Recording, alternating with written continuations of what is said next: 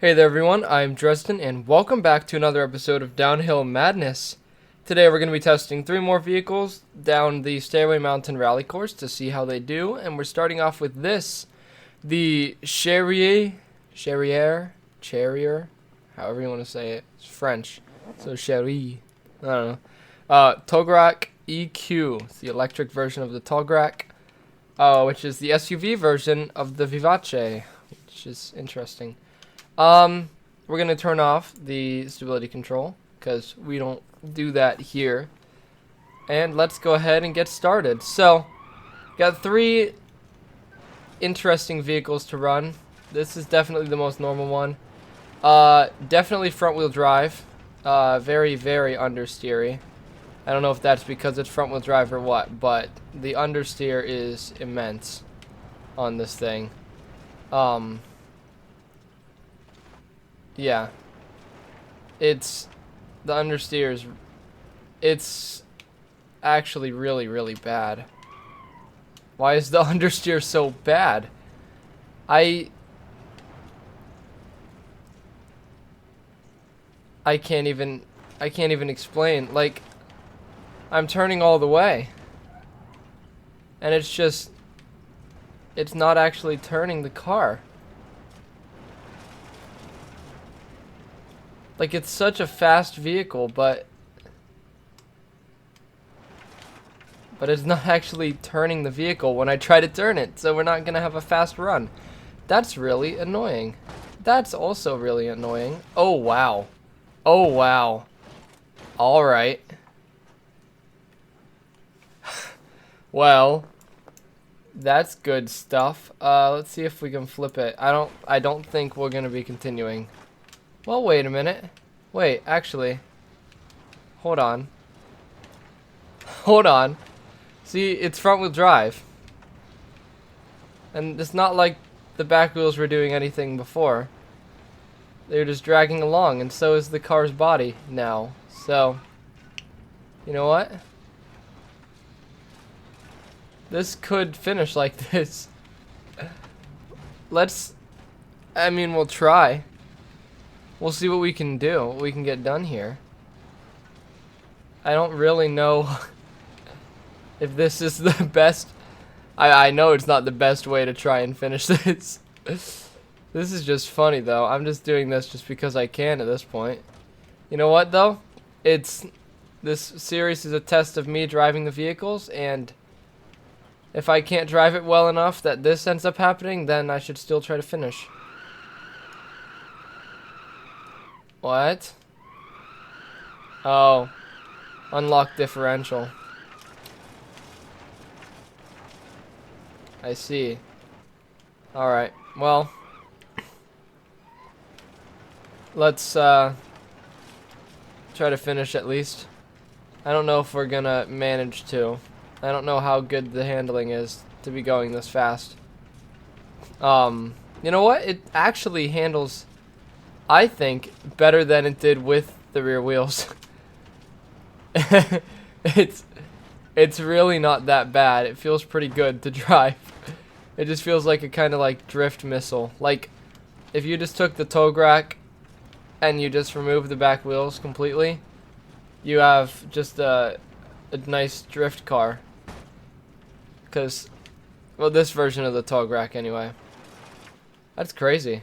Yeah, it doesn't really turn around very well, though, which is weird. Look at it. It's not turning around.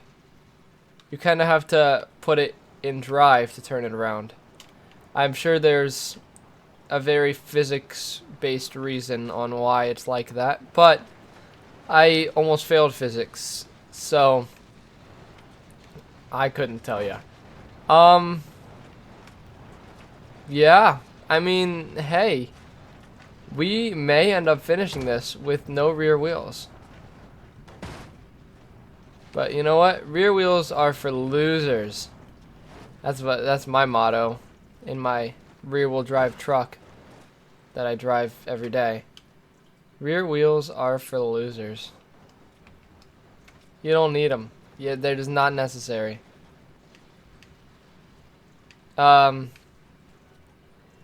What's not for losers is turning around.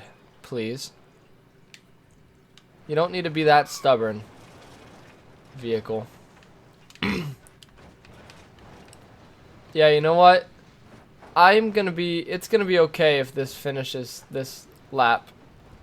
Because it's so much nicer to drive like this than it is with the actual wheels. And you know what? If you do it like this, it's kind of like it's rear-wheel drive. Uh-oh. Wait. Okay, yeah, we're not gonna... Wait. Yeah. Yeah. You know what? We might end up finishing this in reverse. No, we're not. No, we're not. Shift into drive. Drive, drive, drive. Go, go, go, go.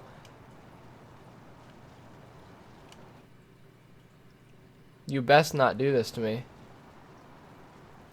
After all we've been through.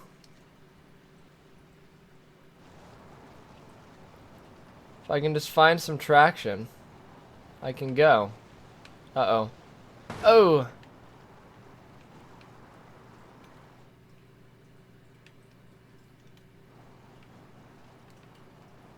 Huh. Folks. I think this is the end of the line for us. Yeah, we're stuck. Unfortunate that we just got stuck right here, right by the end. That stinks. Alright, hopefully our next run isn't that bad. We'll find out. Alright, and attempt number 2 for this vehicle. Yeah, the handling is just, you can't even turn. It's so bad, unless there's like an off-road like setting that I can turn this vehicle to, which I'll check if we end up having a third option. I might just have to keep handbrake turning it, which I forgot I could do actually, so I'm glad that I remembered that, because there is a handbrake on this. So if I need to whip it around with the handbrake like that, then you know what? Might as well. Because it helps with the actual steering part. Well, sorry, the parking brake. I guess it's probably a little pedal inside of the... Oh! That's fine. That's fine. We're fine. I think this is supposed to be all-wheel drive. I can't tell, you know? It doesn't feel like it is.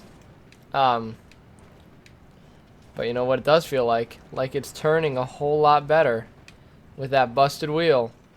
For some reason, if you break a wheel on this thing, it drives better. If you break off both wheels, it drives great. Two of the wheels. The two that aren't needed for steering purposes. It drives really good. I'm referring to last run, for those of you who didn't piece that together. Okay. Straighten up, straighten up, straighten out. Like that. Yeah, good. Good. Yeah. Oh, okay. Alright. Yeah, this is doing well. Oh, that rear wheel is now burrowed itself into our body panels. Into the bodywork of the Tograk EQ. Oh, tree. Okay. Yeah, trees are our big concern. The fence, if we hit the fence, it doesn't matter. The fence is like a ghost. It just doesn't exist. Oh, our brakes are, they're about as good as my truck's brakes in real life, actually. I need to change them because my one rim, supposed to be polished aluminum, is black. Believe it or not. So the brakes are... That one in particular is in need of a replacement. It's been a few years, so they're definitely due. Okay, brake, parking brake, handbrake, every brake you have, throw it at it. Okay. Okay. See, I think that's just a common occurrence. This is almost as fragile as the 800 series when it comes to the wheels. What is it? What is this? What's happening? Okay, it is all-wheel drive, and that is really throwing us off. That's throwing us for a big old loop with that rear wheel. That is. Oh, there we go. Wait, we might have fixed it. It was straight up and down, but like sideways. Really throwing us for a loop. This thing stinks at off-roading. Who would have thought? Really?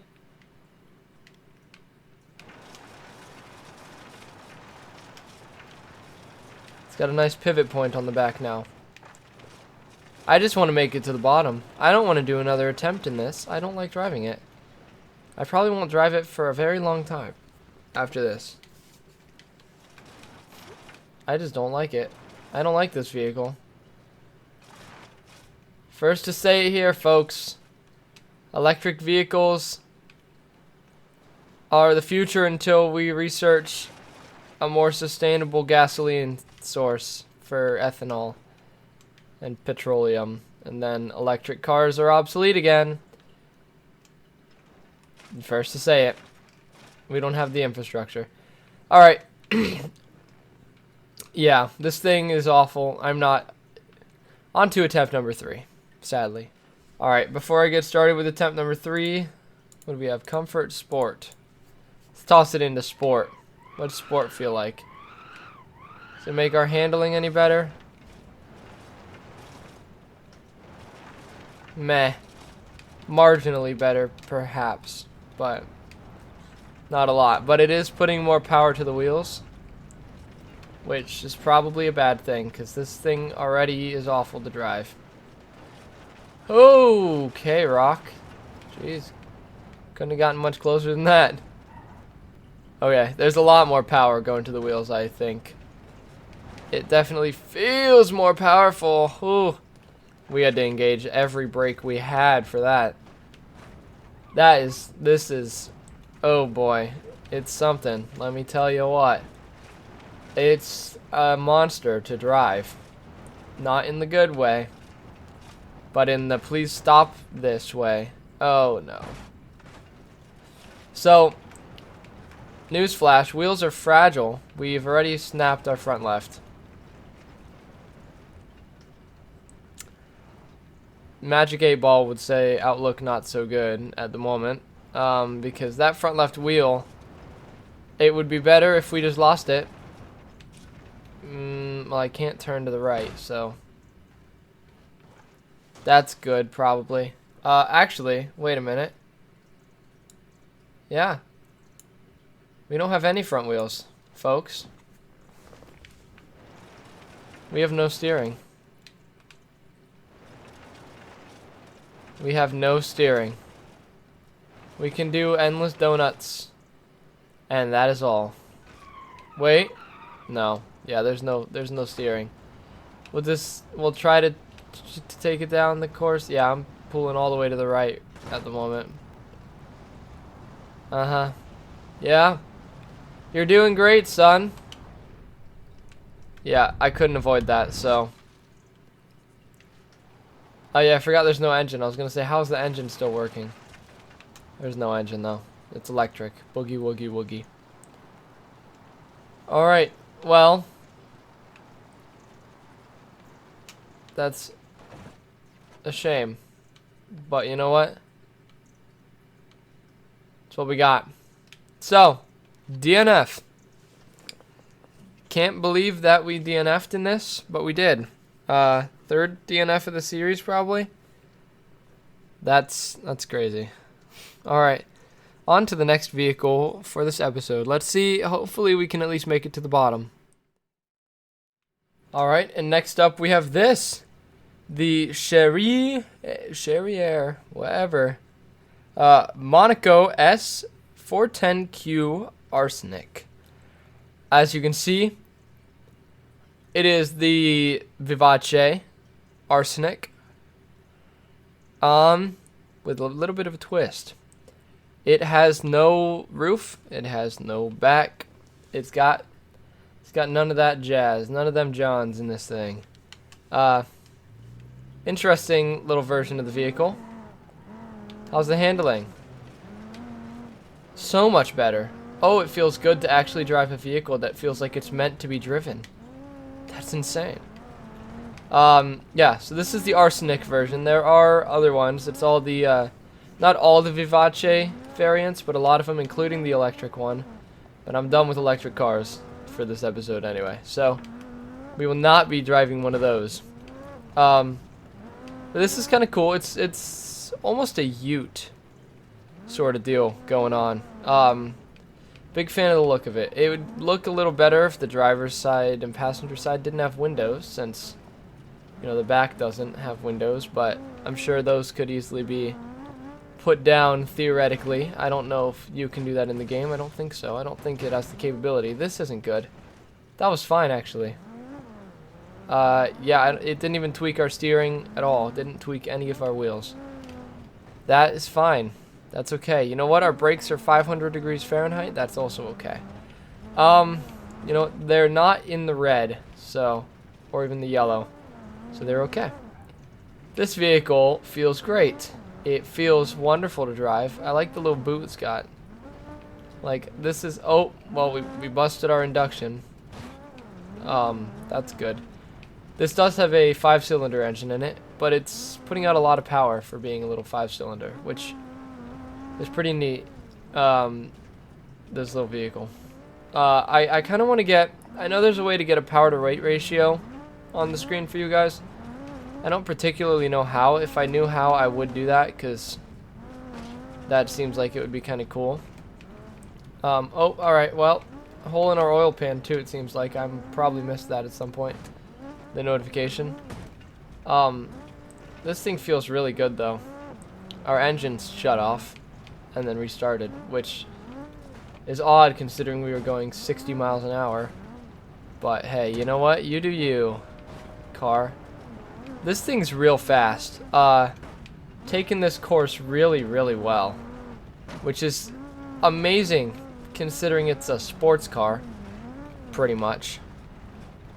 It's a sports kind of hatchback turned Ute. Turned sports car per se, you know. Really, really fast run from this. Like, I don't know if it's just because of how small it is, but it feels like top 10 material with what we've done so far. As long as I don't mess up this final turn because I get too cocky or something.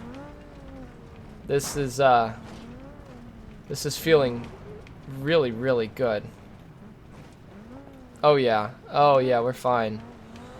And blast it to the finish line. Blast it to the finish. Okay. That felt like a really good time. I wish I could actually tell what time it got, but I won't know till I edit the video. But wow, what a show. What a showing from the Monaco Arsenic.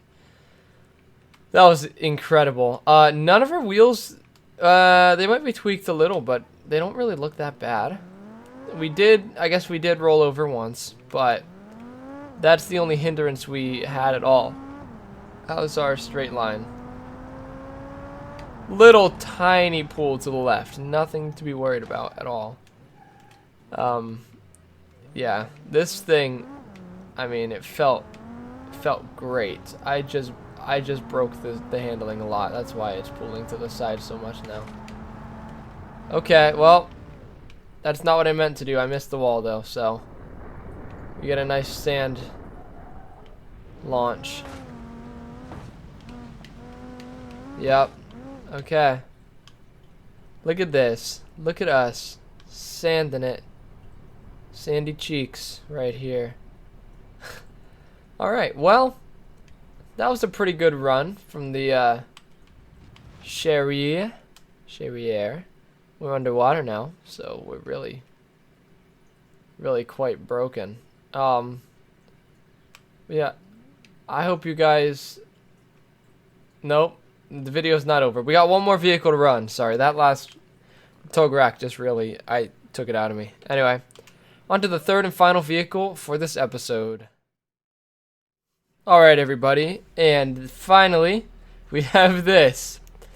The ETK 800 series. believe it or not, the DIY shed box. There was no shedding weight today. This will be interesting. It is on the frame of an ETK 800 series. It's a little modified though. I don't know if you guys could tell, but it is. So really hard to drive because it's massive, and it's still got the ETK 800 series drive shafts, I'm sure, which are notoriously weak. I don't know how destructible this thing is, but if it's possible for us to lose that roof, that would be great. Uh-oh, it's top heavy. That's something we need to keep in mind. It looks like we can lose that roof. It's very jiggly, so I would imagine that we can. That would be nice, because I'd be able to see in front of me. Thankfully, I know this course pretty well by now, so I could probably do it with my eyes closed if I really... You know what? That might be an upcoming episode. Trying to do this course in 9 attempts. 3 different vehicles to do this with my eyes closed. That will be so bad. I won't ever make it to the bottom. It won't happen. But, you know what? It's an interesting idea. I would also need to get a face cam set up, which isn't that hard, but anyway. Yeah, so the shed box. It's something. You know, this is something that, like, I could imagine driving down the streets of Ohio, where I live. Someone would do this. There's a vehicle that has stacks. It's like a Ford Focus. Like an old, like, 2003 Ford Focus, 4-door. But it's got giant, like, homemade bash bars on it. It's got 4 exhaust pipes sticking out of the hood. Like, and it's got, like, spears sticking out of the back. It's weird. It's real weird. But it's almost like a, I think it is actually like a zombie apocalypse vehicle. Or like an apocalypse vehicle, which is interesting considering it's, you know, oh. Wow. The tone of the vehicle just really switched up on me. That was weird. Anyway, yeah, I was not expecting it to sound like this. We just lost both of the sides. We're gonna be merely a frame when we get to the bottom. Anyway, yeah, I don't know why there's a zombie apocalypse vehicle like 2 streets away from me, but there is. So it's quite the spectacle. I'm surprised they don't take it to like car shows or something, because I feel like they should. See it with all the our car culture here is very much old vehicles and Camaros and Mustangs.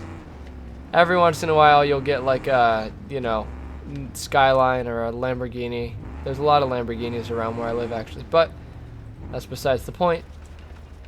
It's very interesting, and you know, I would drive one of these around. I'd build this at my house, and I'd drive it around with that guy in the apocalypse. We could live out of my vehicle, and we could scavenge in his vehicle.